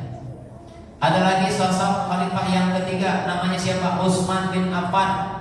Itu diislamkan oleh siapa? Tidak oleh siapa? Oleh bibinya yang namanya Saudah. Lihat subhanallah hebatnya para wanita. Ya, kenapa Bu? Karena wanita ini Allah kasih kelebihan. Ya. Apa kelebihannya? Kelebihannya wanita tuh, maaf ya Bu ya, ngomongnya pintar. Betul gak? Kalau udah ngomong udah gak ada titik koma. Ya, kelebihannya itu jago ngomong, kalau ngomong gak ada pegelnya. Ya Bu. Terus apa lagi Bu? Wanita itu pintar mempengaruhi, pintar merayu. Ibu kok kalau suami, kalau ibu punya permintaan kepada suami, ibu pintar banget ngomongnya kan? Gimana caranya suami ini beli ibu motor? Wah, pintar banget ngomongnya. Ya, ada ya bahasanya itu ujung-ujungnya suami beliin. Ibu pengen dibeli emas, rayu, betul nggak? Nah sekarang rayuan ibu dipakai, jangan ngerayu minta motor, jangan minta emas, rayu suami supaya suami jadi ahli ibadah. Gitu. Betul nggak Bu? Rayu anak supaya tak ibadah, rayu saudara kita tak ibadah. Kenapa? Ibu punya potensi. Apalagi potensi wanita? Potensi wanita itu apa Bu? Perasaannya kuat, betul nggak? Perasa, dikit-dikit nangis, dikit-dikit nangis. Hari ini banyak ibu nangis gara-gara apa Bu? Gara-gara cabai naik, telur naik, BBM naik, nangis. Betul nggak? Listrik naik, nangis. Sekarang gede, kalau dah itu nangisnya Pak, nangis mikirin, aduh ya Allah, ini suami saya belum sholat, ya Allah, nangis. Ya Allah, anak saya belum mau ngaji, ya Allah. Ya Allah, ibu saya belum pakai jilbab, nangis begitu. Itu daya. Jadi nangisnya untuk kebaikan. Betul nggak? Ya. Nah, ini sifat daya. Nah, ini akhir keutamaan berdakwah ya Bu. Ini kata Allah dalam Quran surah Yusuf ayat 108. Katakanlah inilah jalanku. Apa itu? Jalan orang-orang yang mengikuti aku, mengajak kepada Allah dan hujah yang nyata. Maksudnya Allah, aku tidak termasuk orang yang musyrik. Mananya apa Bu? Ini ayat adalah pernyataan Nabi dalam firman Allah. Bahwasanya qul katakan Muhammad, hadi sabil, inilah jalan hidupku. Dan orang-orang yang mengikuti aku apa tuh? Aku Allah, di mana aku berdakwah ngajak manusia kepada Allah. Oh, gitu ya. Saya mau tanya, Nabi berdakwah masuk surga nggak? Masuk. Masuk surga nggak? Bukan masuk lagi. Surga nggak boleh dimasukin kecuali Nabi Muhammad masuk duluan, baru dibuka pintu surga. Nah, lalu Nabi sebutin, wa man ittaba'ani, selain aku ada orang ikut aku katanya. Siapa dia? Orang ikut berdakwah. Jadi kalau kita pengen ikut masuk surga, ikut cara Nabi dakwah juga, maka sama-sama masuk ke dalam surga. Nah, hadis Nabi yang lain, mandala ala khairin falau mislu ajri fa'ilhi, barang siapa yang menunjukkan kebaikan maka dia mendapatkan pahala orang yang mengamalkan. Insyaallah. Baik, kira-kira itu Bu. Ini mudah-mudahan bermanfaat ya. Ini pertanyaan bagaimana nih? Oh, enggak semua. Semuanya. Ada pertanyaan dulu kan Bu? Ini harusnya dari awal dulu. Silakan Bu Ibu. Kasih Mungkin ada yang mau bertanya. Pertanyaan silakan. Khotimah. Khotimah. Kho. Oh, dah. Khotimah. Ya. Kenapa Bu? Oh iya, pokoknya tinggal ini aja lah. Pakai Arabnya, pakai dan besar. Ya. Ada pertanyaan silakan? Ada? Silakan Bu, yang lain. Ya silakan. Kasih. Biar kedengar. Kalau kita senang itu kan dilihat orang. Boleh termasuk ya. Kadang kan ada orang yang nggak senang gitu ya. Meskipun kita udah pakai pakaian yang tertutup, gimana? Maksudnya tadi pertanyaan apa? Pertanyaannya diperjelas. Kita senang. Senang. Ya. Ya.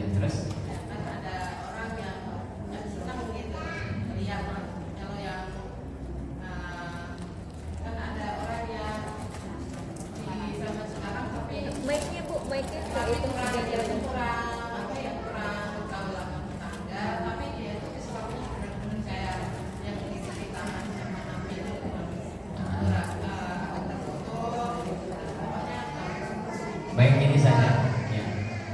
Oh, olahraga ini tidak dilarang.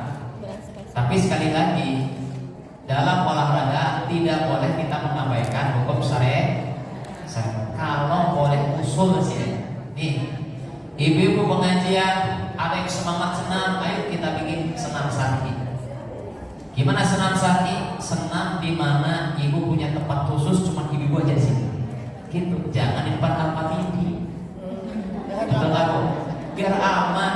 Di tempat tertutup yang masuk cuma ibu-ibu doang, titik. Ibu mau modalnya mau jungkir balik, jurus kuku pakai terserah. Gak ada laki-laki, khusus ibu-ibu itu namanya senam syar'i, betul kan? Jadi badan ibu aman, gitu. Paham kira-kira? Jadi bikin komunitas senam tapi di ruangan khusus itu nggak apa-apa, itu lebih aman. Yang penting sehat, tapi syarat tidak diabaikan, tetap dijaga, jangan sampai jadi super fit. Nah, gitu ya Bu ya.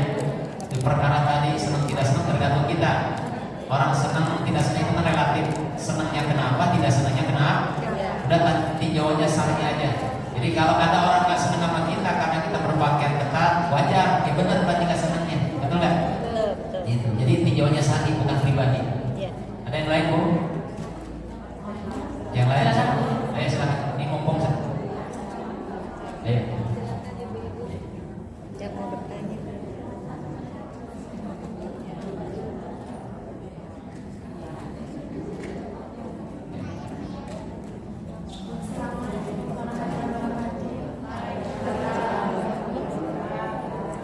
Mau nanya Pak Ustadz, kalau misalnya kita mau berdakwah gitu ya, maksudnya menasihati kedua orang tua agar lebih baik dalam beribadah itu gimana ya caranya? Baik, ya. Agar tidak tersinggung gitu. Iya betul. Jadi gini ya, betul. Jadi dalam dakwah itu kan artinya apa Bu? Mengajak. Mengajak. Ya, mengajak. Nah, dalam metodologi dakwah itu ada ilmunya memang. Dakwah mesti pakai ilmu. Maknanya gini, dakwah itu seperti kita ngasih makan. Sebelum kita ngasih makan, kita pastikan dulu siapa yang kita kasih makan. Akan menentukan cara ngasih makan dan menunya apa. Contoh kayak gini, ibu mau ngasih makan anak kita yang masih bayi, kira-kira yang dikasih makan apa? Bubur, betul nggak? Ya, pokoknya makanan yang lunak, betul nggak? Itu cara yang tepat nyuapin bocah. Kalau gede dikit, baru kasih itu seblak, mie ayam, karedok, ya betul ya? Betul nggak kira-kira? Nah, ibu-ibu begitu pula kita dakwah, ibu jangan main sabet samain. Kita mesti lihat objek dakwah kita siapa. Ya, makanya dalam dakwah ini fleksibel, yang penting tujuannya baik. Contoh begini, kalau kita dakwah depan anak-anak, pakailah bahasa anak-anak, kasih cerita, betul nggak Bu? Dikasih dongeng, dikasih hiburan, betul nggak? Dengan cara tepuk tangan, kayak nyanyi, kayak yang penting anak seneng, karena dunia anak begitu, sesuaikan. Iya, saya. Jangan sampai ibu nanti ngasih dakwah sama anak-anak pakai gaya pengajian. Adek kakak duduk. Mama mau ceramah. Assalamualaikum warahmatullahi wabarakatuh. Tidur bocah. Nggak cocok. Sebentar. Betul nggak Bu? Termasuk khusus pertanyaan tadi ibu, maaf orang tua. Ini juga hati-hati. Kita mesti baca karakter orang tua dulu, karena karakter orang tua beda-beda. Betul nggak Bu? Ada orang tua yang sifatnya terbuka, mau diskusi, apalagi Bu, terima, dikasih masukan, legowo. Tapi ada juga tipe orang tua yang apa Bu? Egois, nggak mau dikasih tahu, baper, apalagi ngambek, dia omongin, yang ngomong anak kecil. Nah, ada nggak begitu tuh? Nah di sini perlu kebijaksanaan dalam pola menyampaikan. Makanya saya kasih tahu caranya gini aja. Kalau ada tipe orang tua yang gampang kesinggung, pakai metode dakwah yang lain. Jangan diomongin. Saran saya gini, kita mesti punya target. Apa targetnya? Ibu kita, bagaimana caranya ibu kita sholat? Contoh ya, ibu kita nggak sholat nih, tapi saya mau ngomong takut kesinggung. Betul nggak Bu? Caranya gimana? Caranya satu nih, berkhidmat dulu kepada ibu. Beli hatinya, senengin hatinya. Gak boleh kita menceramai orang dalam kondisi dia nggak senang sama kita. Senengin hatinya dulu sama kita. Beliin baju, tapi bajunya sakit. Sesekali pakai beli dulu. Nanti lama-lama beli mukena. Belum dipakai beliin aja dulu. Senengin. Bu, aku beli makanan nih. Ibu mau beli apa? Aku beliin. Terus aja. Kalau orang itu udah senang, Bu, lama-lama kalau udah kena hatinya kita ngomong pasti terima. Betul kan? Ustaz saya udah kasih nih, tapi masih mau baju nggak mau sholat. Pakai wasilah orang lain. Cari orang yang dekat sama si mama. Mungkin temennya, mungkin ustadzahnya. Pokoknya cari yang bisa nyambung ke dia. Betul? Jadi cara-caranya kita tempuh nggak mesti kita pakai wasilah. Sambil satu hal lagi yang paling penting, kita bantu dong malam kita tahajud, minta sama Allah, ya Allah berikan hidayah buat orang tua saya.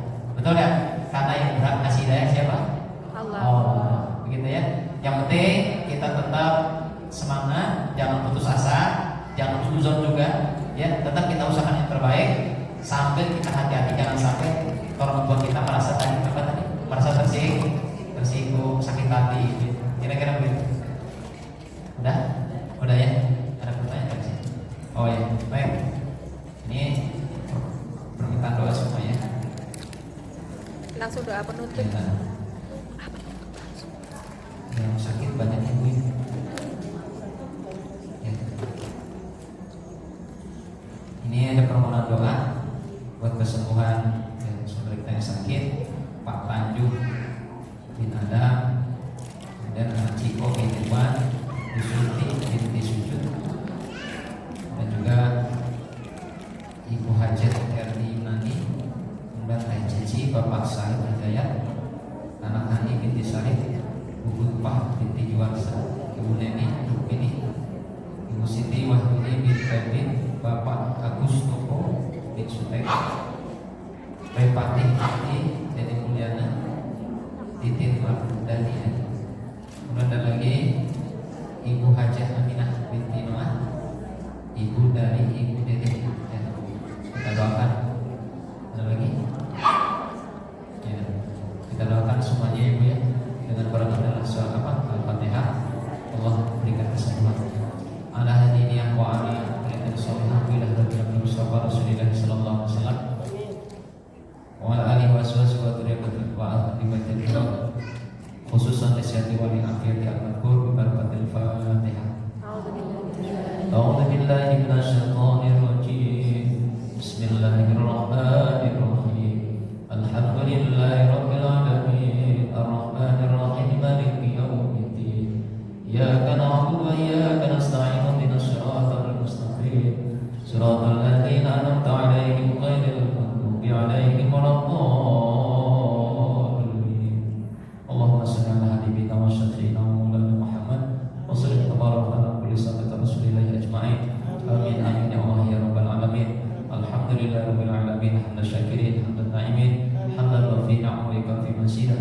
Ya rabbana lakal hamdu kama yanbaghi li jalali wajhikal karim wa 'azimi sultanik. Allahumma ighfir lana ya Allah dhunubana wa li walidina warhamhum kama rabbawna shighara wa li azwajina wa li aulatina wa dhurriyyatina wa li masyayikh asatidatina wa li jami'il muslimin wal muslimat wal mu'minina wal mu'minat al ahya minhum wal amwat innaka sami'un qaribun mujibud da'wati ya qadir hajat. Allahumma rabbana ya Allah awsina an nashkura ni'matika allati an'amta 'alaina wa 'ala walidina wa na'mal salat tardah wa qina bi rahmatika fi ibadika shalihin. Allahumma yassir umurana ya Allah wa hasin maqasidana wa qdi hajatina wa tammim amalana wa zid alaqana wa hasin amalana kama hasanta bi ibadika shalihin. Allahumma salli ala sayyidina Muhammad salatan tunjina min jami'il ahwali wal afat wa taqdi lana biha jami'al hajat wa tutahhirna min jami'is sayyi'at wa tarfa'una bi indaka darajat wa tuballighuna bi aqsal ghayat min jami'il khairati bil hayat wa ba'da mamat innaka ala kulli syai'in qadir. Ya Allah ya Rabbana Tuhan kami yang Maha Pengampun, di tempat yang penuh barokah ini Allah kami berkumpul satu niat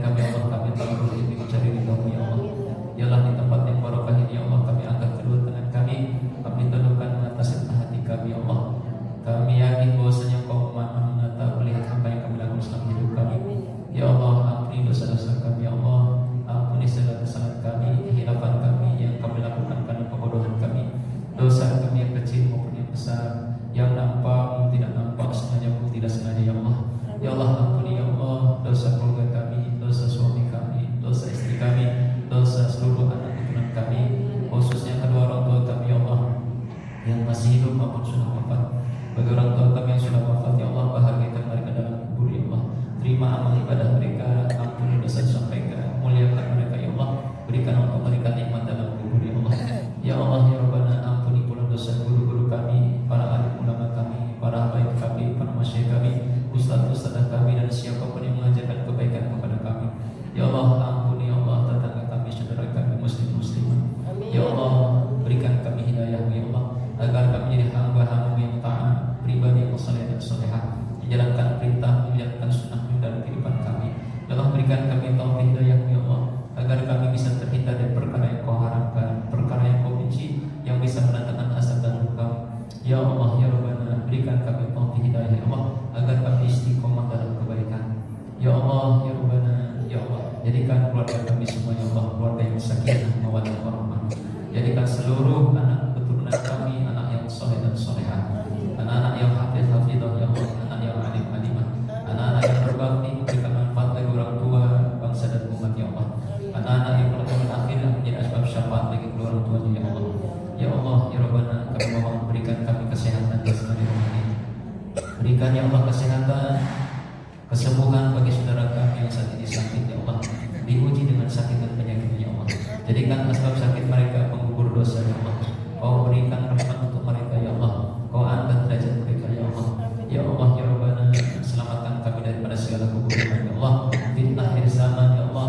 Ya Allah ya Rabbana, jadikan ya Allah diri kami asbab kebaikan, asbab hidayah bagi siapapun yang melihat kami ya Allah, berjumpa dengan kami ya Allah. Ya Allah, hari ini kami mengaji ya Allah, kami belajar memiliki sifat wanita ahli surga, maka berikan itu kepada semuanya ya Allah. Berikan kami kekuatan untuk mengamalkan apa yang kami dapatkan hari ini ya Allah. Ya Allah ya Rabbana, ya Allah ya Rabbana, kami mohon berikanlah kami ya Allah, karuniakan kepada kami rezeki yang barokah, rezeki yang halal dan thayyibah, jauhkan daripada yang haram maupun syubhat ya Allah. Ya Allah, jauhkanlah kami dari segala keburukan sifat ya Allah. Buang dari hati kami ya Allah sifat takabur, sifat riya, sum'ah, iri dan kibir pada saudara kami. Ya Allah, tanam dalam hati kami sifat mahabbah, cinta ya Allah. Tanam dalam hati kami ya Allah berbaik sangka ya Allah, selalu bersyukur, bersabar atas musibah yang diberikan kepada kami. Ya Allah ya Rabbana, seandainya kelak ya Allah kau datangkan malakal maut kepada kami mohon ya Allah, wafatkan kami dalam keadaan terbaik ya Allah. Terbaik iman Islam kami ya Allah, amal-amal kami ya Allah. Wafatkan kami dalam keadaan ibadah ya Allah, wafatkan kami dalam keadaan bersih daripada dosa ya Allah, wafatkan kami dalam keadaan husnul khotimah, dan mudahkan lisan kami untuk mengucapkan kalimat thayyibah la ilaha illallah Muhammadur Rasulullah. Rabbana zalamna anfusana wa in lam taghfir lana wa tarhamna lanakunanna minal khasirin. La ilaha illa anta subhanaka inna kunna minadh dhalimin. Rabbana atina fid dunya hasanah wa fil akhirati hasanah wa qina adzabannar. Wa sallallahu ala sayyidina Muhammadin nabiyil ummi wa ala alihi wa sahbihi wa sallam. Fadika subhanaka rabbil izzati amma yasifun wa salamun mursalin walhamdulillahi rabbil alamin. Bi barakatil Fatihah. A'udzu billahi minasyaitonir rajim. Bismillahirrahmanirrahim. Alhamdulillahi rabbil alamin arrahmanir rahim maliki yaumiddin. Iyyaka na'budu wa iyyaka nasta'in. Ihdinas siratal mustaqim. Shiratal ladzina an'amta 'alaihim ghairil maghdubi 'alaihim waladdallin. Da'wahum fiha subhanallahi wa tahiyyatuhum fiha salam. Wa akhiru da'wana alhamdulillahi rabbil alamin. Mudah-mudahan ada manfaat. Aku mohon maaf Ibu ya kalau tadi ada ucapan kalimat berkata orang ya, cuma canda doang ya, nggak ada maksud apa-apa. Semoga Allah berikan kita kekuatan untuk bisa mengamalkan ya. Amin ya rabbal alamin. Amin. Hadanallahu wa iyyakum ajmain. Akhirul kalam, wassalamualaikum warahmatullahi wabarakatuh. Waalaikumsalam warahmatullahi wabarakatuh. Kami ucapkan terima kasih kepada Ustaz Hasan Basri atas ilmu yang diberikan kepada kami. Semoga bisa menambah rasa cinta dan takwa kita kepada Allah Subhanahu wa taala. Amin. Dari kajian tadi mungkin dapat kita simpulkan sedikit bahwasanya untuk menjadi wanita yang dirindukan surga, yaitu kita harus selalu berusaha untuk menjadi umat yang taat dalam agama, senang untuk menuntut ilmu agama dan mengamalkannya dalam kehidupan sehari-hari, rajin ibadah. Tujuan hidup kita adalah untuk ibadah dan tujuan hidup untuk akhirat. Bisa menjadi pendidik yang baik dan selalu menjaga kehormatan siap berjuang demi agama dan peduli terhadap sesama dalam kebaikan. Di penghujung acara, kami petugas pengajian pada pagi hari ini mengucapkan terima kasih atas kehadiran ibu semua dan mohon maaf apabila ada tutur kata yang tidak pas dan salah ucap serta sikap selama acara berlangsung. Marilah acara pengajian siang ini kita tutup dengan bacaan hamdalah. Alhamdulillahirrahmanirrahim. Disusul dengan doa penutup majelis. Subhanallahumma wa bihamdika asyhadu an la